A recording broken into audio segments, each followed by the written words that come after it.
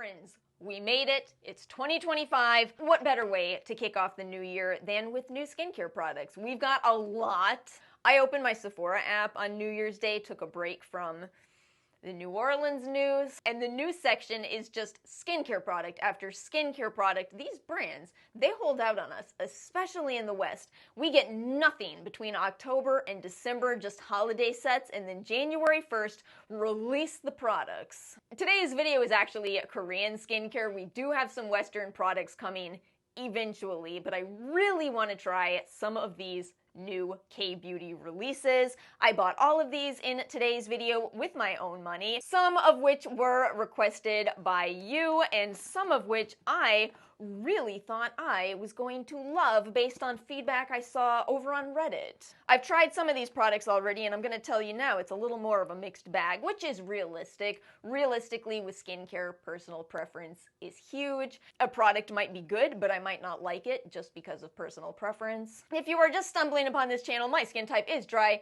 acne prone, and a bit sensitive, and we have timestamps and links in the description box below if you would like to jump around. And without further ado, let's start this routine. I bought the new Glutathione C Facial Spa Cleanser number 5. This is a new release where I saw somebody on Reddit absolutely rave about this. They were saying that they have never used an oil-based cleanser that left their pores feeling so clean. I might be paraphrasing. I think that's what they said. Whatever it is, I decided to buy it because I do like to do one step. I know a lot of people do well with the double cleanse, but I have a dry skin type, so a single oil-based cleanse can go really well for me, but I need to feel like my skin is thoroughly cleansed. So I thought this would be the perfect cleanser for me. This will be my third time trying it tonight. We've got some makeup to remove, but I gotta say that so far, I am not feeling this. The first 2 times I've used this, both times I have needed a second cleanser. I have felt like this left a film behind. Directions how to use. Dispense 2 to 3 pumps, that's a lot, 2 to 3 pumps into dry hands and gently massage over dry face and eyes. Wet hands, brought my water, and continue massaging to create a milky emulsion. Rinse with lukewarm water. What happens if you don't use lukewarm water? Will my face explode like Master Shake just dropped me?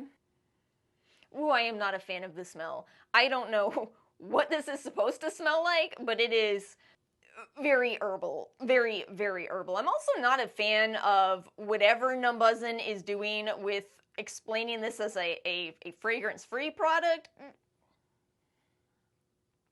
How exactly are you going to say this is a fragrance-free product and then list below that all of the fragrance ingredients used in the... Oh my gosh. No, I can't handle this kind of stress. Again, I come back around to something that I just find myself saying all the time. No wonder people are confused. No wonder people are confused. Fragrance-free lavender oil. Everybody knows that lavender is fragrance. If you type into Google lavender perfumes, you will get recommendations for, guess what? Lavender perfumes. If you want to say natural fragrance, fine. I can understand that. But to say no fragrance, it's baffling. And once again, third time trying this, I don't feel like this is emulsifying well. I feel like it's one of those where this actually reminds me a lot of the way the Drunk Elephant Cleansing Balm felt on my skin, the way the Glow Recipe Cleansing Balm felt. I didn't like any of those. So this could all be absolutely personal preference, but I just feel like there are some of these cleansing balms where I can't get them to emulsify like I would like them to. I really feel like this is one where I have to break out a cloth in order to get this off. And listen, I'm only doing this on my eye area because I want to go directly to the sink and see if I can get this off without the cloth. I told you that I've learned some Korean, how to read Korean. I think that now officially makes me not enjoyable to watch Squid Game 2 with. Did you all watch Squid Game 2? I will not do any spoilers. But we watched Squid Game 1 back in, I guess 2021.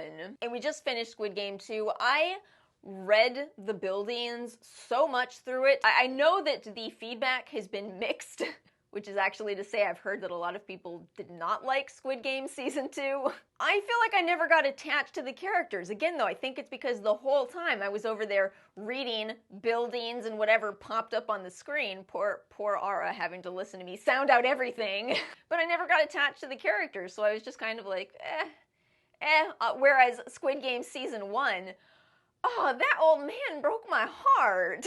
You can hide your accent until you get emotional, and then you cannot. I'm definitely getting off this mascara, but it's taking me so much longer. It's just taking me so long. I'm gonna go wash my face in the sink and see if I can get something to emulsify here. So I hope you caught that that was several different methods, right? We used a cloth on my eye area. I did not use a cloth on this part of my face. And I do feel like this worked out better without the cloth. I do feel like I finally got a more thorough cleanse, but now my skin actually feels kind of dry, which is so wild. I cannot figure out this oil cleanser. I can't figure it out. This has me feeling like, what am I doing wrong? Have you ever felt that? What am I doing wrong with this product? I did exactly what the directions say, and yet,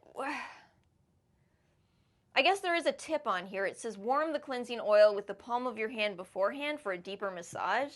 I wonder if it's the temperature. I've already thought that with the Abib serum that we talked about the last time we tried on kbeauty, and I actually had an experience with the weather and the what's that company called? I'll go get it and I'll talk to you all about it. Weather absolutely can affect products, so maybe that's what's going on.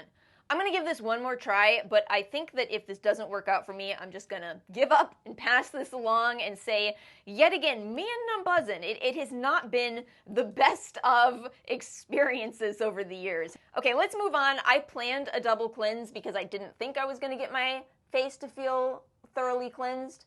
And now I do feel like it is, but we're still going to do this. So I bought the Fully Green Tomato Clay Pack Cleanser. I bought the full size of this and got a free mini. So I decided to just start with the mini. If I feel like I'm going to go through the whole product, I will crack into the big box. Otherwise, I can take the full box to a shelter. It is so much easier to declutter unopened skincare. The second you open it, you basically have to hope a friend will take it because a shelter won't. The reason I picked this up is because I hear this has been going viral. The company actually reached out for a sponsorship. I'm funny with sponsorships. I will do them, but I'm very, very picky, and I just didn't want to commit to trying this. I just didn't want to. Lo and behold, I do actually really like this. What's so funny about this is that this is a cleanser and a mask all in one. This actually feels like, is kbeauty getting some ideas from Western products? I used to have a favorite product from Tula. Yes, from Tula. And it was called their 3-in-1 Acne Star Cleanser, Mask, and Spot Treatment. And they went and discontinued that? They discontinued that, I'm assuming, because it wasn't a hit. I will say that product contains sulfur, which sulfur has a smell. This is the same idea. They're calling it a clay pack cleanser. A clay pack and a cleanser all in one. So ever since finding out this went viral, I have been over here trying to figure out how Tula fumbled the bag with their product. Is it the way these products are explained? You know, Tula said it's a 3-in-1. This isn't saying 2-in-1, it's just calling itself a clay mask cleanser. But we are impacted by the names of products, so maybe this is just a better name. Is it the price? That absolutely could be a factor. Absolutely. I've seen a lot of predictions that luxury brands as well as more affordable brands will continue to thrive, but those mid-range priced brands, those are the ones that are struggling right now as the middle class is struggling in America. The other thing though is, was Tula's product ahead of its time? As much as this might seem like it shouldn't matter, I think it does. I think it matters a lot. I know a lot of you don't wear makeup, but if you do you remember Becca Cosmetics? Becca is gone. The brand is defunct, and they absolutely shouldn't be. That brand was ahead of their time. Amazing shade range. They came out with glowy products. They were doing low coverage. They released in 2017 products that would be trending in 2021 and 2022 and 2023, but they released them in 2017, and I think it was just ahead of its time, and it caused the brand to fail. I have entered 2025 with a lot to say. Clearly, it's been 3 to 5 minutes at least, and the box says to use this as a wash-off mask, you wash it off after 3 to 5 minutes, or if you strictly want to use this as a cleanser, you can mix it in the palm of your hands with water. Or again, you can do both, which is pretty much what I'm doing today, so I am going to go rinse in the sink, and I will be right back. That is such an interesting product. You know, again, it says on here as a wash-off mask, as a cleanser. I guess it really is saying it's a 2-in-1. But as a mask, when you rinse, you see bubbles forming and going down the sink exactly as if you were using a cleanser. So you really do feel like you're using a cleanser instead of that you're washing off a clay mask. It's very interesting as a product. I haven't spent a lot of time on the ingredients because, again, I really do think the stars of the show with this product are going to be those clay-based ingredients. It's a clay product, but I like it. I very much like it. Well done. Have not heard much about this Fully brand, but I'm happy with it. Let's move on to toner. This is the Heveblue Salmon Curing Centella Toner. It's a new year, it's a new month, and I am going to start up some trials, but I've decided to do it completely differently. For January, I want to do an ingredient, PDRN. I don't yet know how this will go. It's a completely new direction for the channel, but I'm excited. I'm curious about PDRN. I see a lot of big claims made about it. I see a lot of people saying they absolutely love this ingredient and it's doing so much for their skin. So, okay. Let's see what it does for my skin. So let's not talk too much about this product today because you are definitely going to see it at the end of the month. But for now, what I want to say is I expect some people to be a bit confused because I just told you I used this Heveblue toner, which contains PDRN, and our very next product is the Anua PDRN Hyaluronic Acid Capsule 100 Serum. So yes, I am mixing brands and products for the month of January. But Alice, how will you possibly know which product is responsible for any results you may see? I won't. But that's all beside the point because the goal here will be to try PDRN. You know, it ultimately comes down to there is no perfect way to review skincare products. I do think you can form an opinion on a product like a cleanser or a moisturizer pretty quickly because they pretty much have one goal: cleanse or moisturize. And for example, I was having trouble getting this cleanser to cleanse, right? That's my complaint. It wasn't removing thoroughly from my skin. With moisturizer, does it moisturize my skin or do I still feel dry? But toners and serums and ampoules, these are products where the claims can be a lot more intense. And while, strangely enough, Anua actually isn't making a lot of claims with this particular product. They're just saying this highly concentrated serum effectively hydrates the skin. Oh, okay. But PDRN as an ingredient has been getting a lot of hype as a great anti-aging ingredient that can boost collagen levels in our skin. And that's my question. That's where I'm willing to sacrifice knowing exactly which product is responsible for the actions, is just to see in action. I'm using that little device. We're measuring the skin before and after. We will see. We are going to find out together. And you know me, I'm going in with my Medicube Booster Pro. I want to see results from these products. A Naturium break in today's video. We got to talk about this because this is what I was trying to think of earlier in this video. The Phyto Glow Lip Balm, when I bought this from Target, it had a 3-star rating. There were so many people saying that they couldn't get the product out of the tube. Well, I bought it and I was over here going, what are we talking about? It's absolutely fine. It comes out with no problem. Look at that. You see how much came out there? There we go. Then it got cold, and do you know, I could not squeeze it. I just showed you how easy it was. I was pushing and pushing. It was 45 degrees out. That is officially one of the best examples I've ever seen of how much temperature can affect product. It actually went from a fine product where I have no complaints, it's a kind of heavier lip balm, to a product where I could not get it out of the tube. Could not. And the only thing that changed was 40 degrees. Okay, let's move on to this Round Lab Camellia Deep Collagen Firming Cream. There is very little English on this. Okay, so this comes with a mini size, so we are definitely going to use that just in case. And it comes in a jar. Why haven't I heard anyone talking about this aside from the masks? Still hate it, still hate it. I kind of wonder if it's because Americans tend to have a very mixed thoughts on collagen products, and this is one of those products that's advertising as collagen content. I found it a bit more interesting that it actually has some retinoid in it, not retinol. Retinoid, not as good. Oh, I'm so glad I'm only opening the small one. I don't know if that's gonna be heavy enough for me. That looks like a gel. Oh, I don't think I'm gonna like this.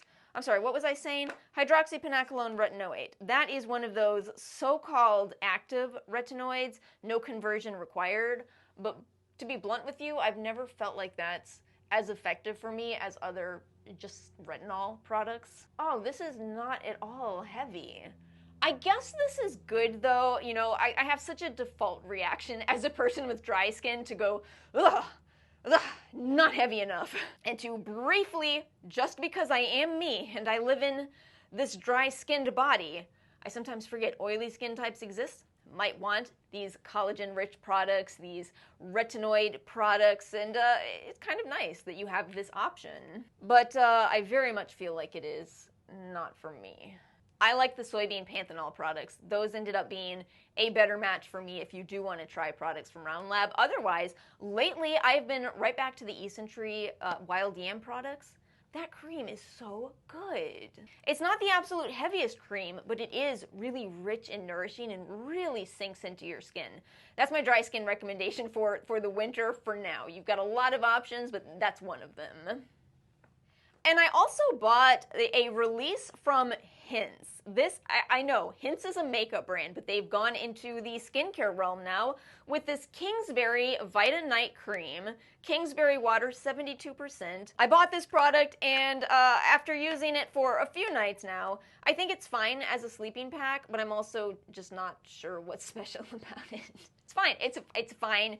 The new lingo is it's mid, I guess. I don't know if I like mid though. Mid isn't quite the same as fine. Mid is more of mid. Fine is it's fine. Right?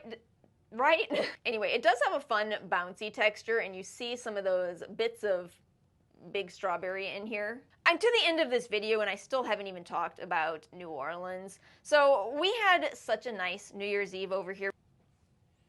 Oh, such a gel routine tonight. And it was so awful to wake up to the news of what happened on Bourbon Street on January 1st. You don't really have words for it, you know, especially when you lived in an area and you know it extremely well. They did move the Sugar Bowl, and a lot of people are, you know, still feeling mixed about it going on at all, but I actually have to say I do understand the people who are arguing that the city can't just stay in mourning because that gives too much power to, can I say the word of what that guy did? The T word? This is YouTube. Probably not. It's giving too much power to that individual, and I understand that. At the same time, I just can't help but feel for all those people and their families and their friends. You know, it's gotta be unimaginably hard. Yeah, not a fun way to end this video, I know, but life, man. I'll have some resources in the description box below if you would like to help. I love that people in New Orleans did exactly what you would expect them to do. They went out and donated blood. Tons and tons of people donated blood, which is exactly what New Orleans needed. Because yeah, I can absolutely tell you that the people there try. You know, of course there's so-called bad apples and whatever the guy from Texas was, it's not even a bad apple, that's something else. But a lot of people do want to help, and I think it's amazing that a lot of people got out and did help. It's still hard though, and it's also hard to even just put something like that in a skincare video, you know, but at the same time, it has been very much on my mind, so pretty much impossible to not mention. I'm gonna try to transition back to talking about these products. So, I feel sticky. I do still feel quite relief from dryness, I definitely do. Well, friends, that brings us to the end of this PM skincare routine of new and viral kbeauty products. Again, I don't want to talk about the PDRN yet because, as you know, we're going to have a whole video on that ingredient. Which means out of the other 4 products, oh my gosh, this one has to be my favorite. And I'm going to pass these 2 along. I think I'm going to maybe keep giving this one a try because I do like it. It's enjoyable to use, but I do like it more over a cream moisturizer. And one more thing before I close out this video, I still have some indies planned. I have been attempting a trial over here. Again, I messed up my skin with the glycolic acid product, so I didn't want to review those products and make them look bad, you know. It wasn't even anything related to them that caused this, so I've been waiting for my skin to bounce back, then we will finally do that review. That is it for today's video. As always, let me know your thoughts in the comment section below. I hope you all have a wonderful weekend. Make sure to like and subscribe if you enjoyed today's video, and I will see you all next time.